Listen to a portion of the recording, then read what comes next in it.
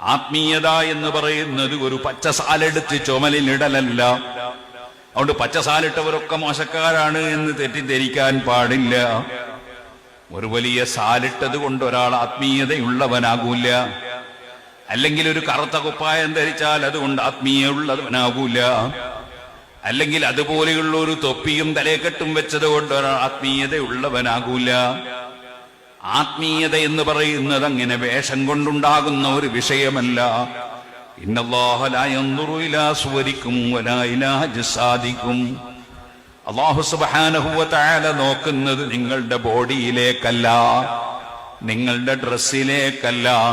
വലാകിൻ യൻദുറു ഇലാ ഖുലൂബിക്കും. അല്ലാഹു നോക്കുന്നത് നിങ്ങളുടെ മനസ്സിലേക്കാണ്.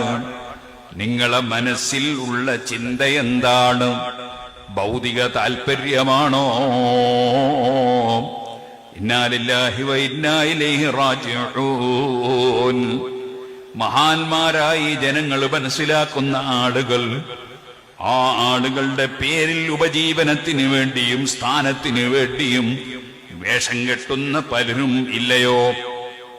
ഞാനിപ്പോൾ ഇതിന്റെ ബാക്കിൽ അതേ ഉസ്താദിന്റെ മകനുമായി സംസാരിച്ചു.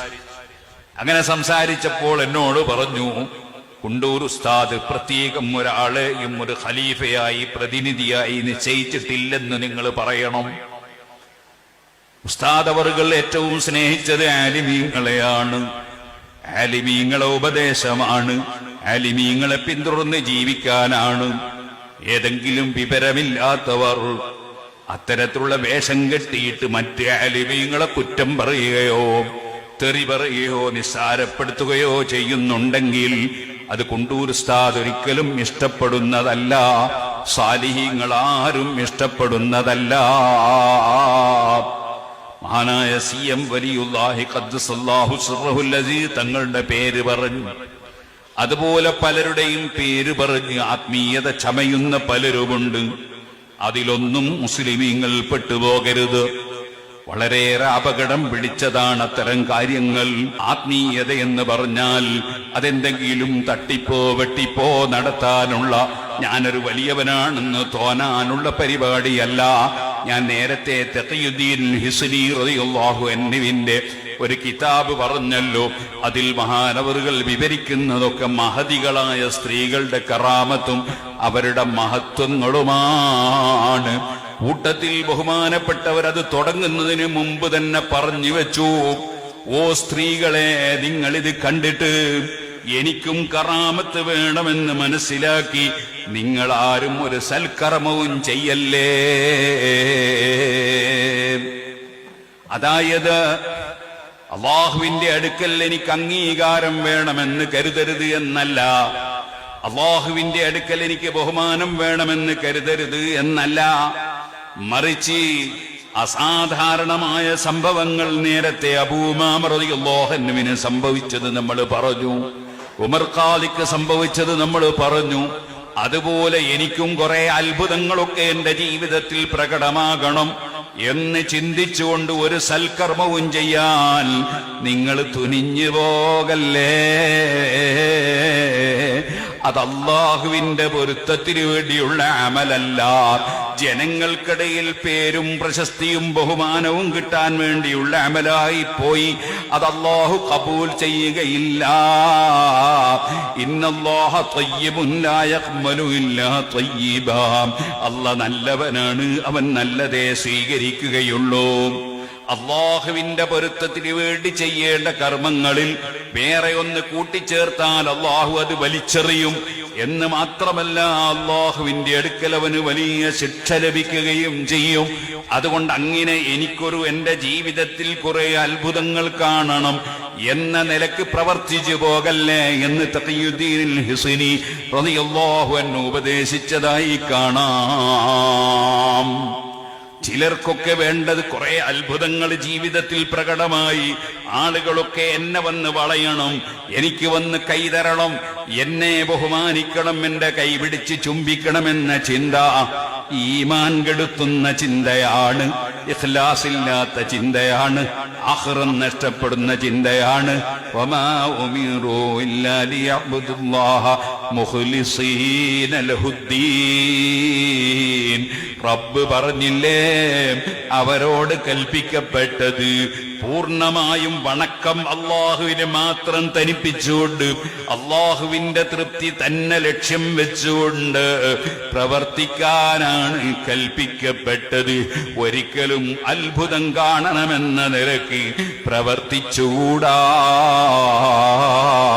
ഇതുപോലെ ജനങ്ങൾ ബഹുമാനിക്കണമെന്ന് മനസ്സിലാക്കി ജനങ്ങൾ എന്നെ ഒരു വലിയാണെന്നോ അല്ലെങ്കിൽ ഏതെങ്കിലും ഒരു മഹാന്റെ ഖലീഫയാണെന്നോ ധരിക്കണമെന്ന നിലക്കുള്ള വേഷം കെട്ടുന്നതൊക്കെ അള്ളാഹുവിന്റെ അടുക്കൽ കടുത്ത തെറ്റും അതിന്റെ പുറമെ സമൂഹത്തെ ചതിക്കുന്ന ചതിയന്റെ ഏർപ്പാടുമാണ്. ചതിക്കുന്നവൻ ഒരിക്കലും തന്നെ മൻ ഖസ്സഫ ലൈസ മിന്നാ, ചതിക്കുന്നവൻ നമ്മളിൽ പെട്ടവനല്ല എന്ന് കൃത്യമായി അള്ളാഹുവിന്റെ റസൂൽ സല്ലല്ലാഹു അലൈഹി വസല്ലമ തങ്ങൾ പഠിപ്പിച്ചിട്ടുള്ളതാണ്. കൊടുക്കുന്ന റബ്ബിലേക്കാണ് ഖൽബ് തിരിക്കേണ്ടത്. വേഷം കെട്ടിയിട്ടല്ല ആത്മീയത പ്രകടിപ്പിക്കേണ്ടത്. ആത്മീയത ഉണ്ടാകേണ്ടത് ആത്മാവിലാണ്, അതേ ഹൃദയത്തിന്റെ ഉള്ളിലാണ്. അതേ അലാ ഇന്ന ഫിൽ ജസദി ലമുദ്ഗ ഇദാ സലുഹത് സലുഹൽ ജസദു കുല്ലുഹു വഇദാ ഫസദത് ഫസദൽ ജസദു കുല്ലുഹു അലാ വഹിയൽ ഖൽബ്.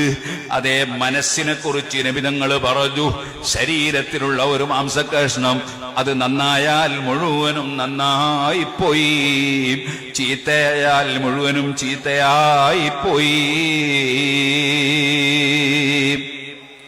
മനുഷ്യന്റെ മനസ്സിൽ അല്ലാഹുവിന്റെ പൊരുത്തം കരുതുന്നതിന് പകരം ജനങ്ങൾക്കിടയിൽ അംഗീകാരം വേണമെന്നോ, ജനങ്ങൾക്കിടയിൽ എനിക്ക് ബഹുമാനം കിട്ടണമെന്നോ, ജനങ്ങൾ എന്നെ ആദരിക്കണമെന്നോ ഉള്ള ചിന്ത വന്നാൽ വലിയ അപകടം സംഭവിച്ചു പോയി. അതുകൊണ്ടാണ് തഖിയുദ്ദീൻ ഹിസ്നി റളിയല്ലാഹു അൻഹു അതേ വലിയ വലിയ മഹതികളായ സ്ത്രീകളുടെ പല ചരിത്രവും പറയുമ്പോ, സ്ത്രീകളെ നിങ്ങൾ സൽക്കർമ്മം ചെയ്തോളൂ, നല്ല കാര്യം പ്രവർത്തിച്ചോളൂ, പക്ഷേ റാബിയത്തുൽ അദവിയ്യ റളിയല്ലാഹു അൻഹയുടെ കറാമത്ത് കേൾക്കുമ്പോ, നഫീസത്തുൽ മിസ്രിയുടെ കറാമത്ത് കേൾക്കുമ്പോ, അതുപോലെ മഹദികളായ ഉമ്മു സലീം ബീവിയുടെ കറാമത്ത് കേൾക്കുമ്പോ, അങ്ങനെ ആയിഷ ബീവിയുടെ കറാമത്ത് കേൾക്കുമ്പോ, അങ്ങനെ മഹദികളുടെ കറാമത്ത് കേൾക്കുമ്പോ എനിക്കും കുറെ അത്ഭുതങ്ങൾ ജീവിതത്തിൽ ഉണ്ടാകണമെന്ന് മനസ്സിലാക്കി സൽക്കർമ്മത്തിനൊരുങ്ങല്ലേ.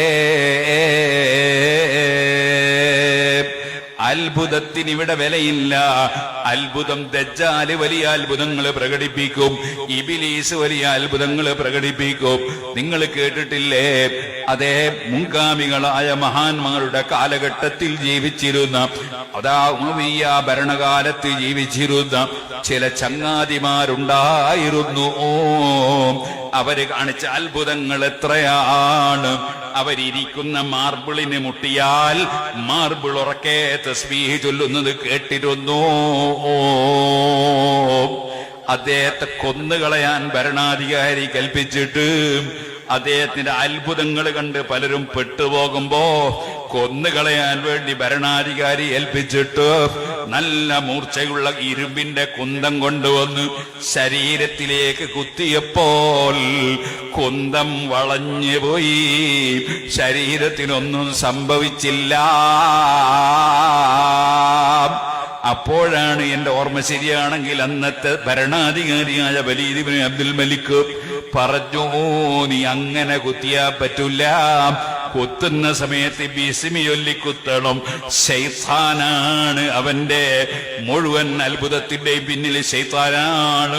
ശൈത്താൻ പോകണമെങ്കിൽ ദിക്ർ വേണം, ബിസ്മി ചൊല്ലി കുത്തിക്കോളൂ. അതേ അടുത്തിയെന്ന് ബിസ്മില്ലാഹിർ റഹ്മാനിർ റഹീം എന്ന് ചൊല്ലി ഒരു കുത്തു കൊടുത്തപ്പോൾ ശരീരം തുളഞ്ഞങ്ങ് കയറിപ്പോയി ആ കുന്തം. നമുക്ക് അതാ അൽ ബിദായത്ത് വ നിഹായയിൽ ചരിത്രം കാണാം. അത്ഭുതമല്ല വിഷയം, മറിച്ച് തഖ്വയാണ് വിഷയം. അത്തഖ്വ ഹാഹുനാ, അത്തഖ്വ ഹാഹുനാ, അത്തഖ്വ ഹാഹുനാ. നബി തങ്ങൾ അതാ 3 പ്രാവശ്യം ഹൃദയത്തിലേക്ക് ചൂണ്ടി പറഞ്ഞില്ലേ, തഖ്വ ഇവിടെയാണ്, തഖ്വ ഇവിടെയാണ്, തഖ്വ ഇവിടെയാണ്.